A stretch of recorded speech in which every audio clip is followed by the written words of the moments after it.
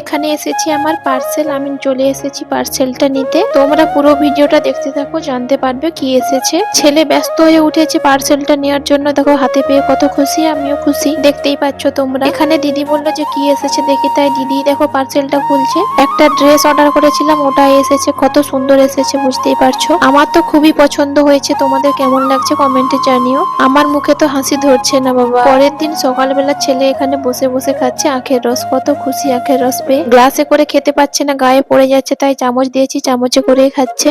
আখ খেতে আমার ছেলে কিন্তু প্রচুর ভালোবাসে, হাসিটা দেখো একবার। তারপরে আমি ওকে চামচে করে খাইয়ে দিচ্ছিলাম, যেহেতু ও খেতে পাচ্ছিল না। আমাদের এখানে দুদিন ছাড়াই কিন্তু আখের রস বিক্রি করতে চলে আসে। আজকে আমি সকাল সকাল স্নান করে নিয়েছি, বেলা করে স্নান করলে খুবই ঠান্ডা লাগে। স্নান করার পর এখন রোদে দাঁড়িয়ে দাঁড়িয়ে আমি মুড়ি খেয়ে নিচ্ছি, এত ঠান্ডা লাগছে যে কি বলবো। তারপর এখানে মা তো বড়ি দিয়েছে, ছেলে ওটা দাঁড়িয়ে দাঁড়িয়ে দেখছে। বড়িটা রোদে দেওয়া আছে। তারপর দুপুরে কি রান্না হয়েছিল দেখো, মাংস হয়েছিল। আজকে সারাদিনে কি কি হয়েছে তোমাদের সঙ্গে শেয়ার করলাম। তো তোমাদের মিনি ব্লগটা কেমন লাগলো কমেন্টে জানিও।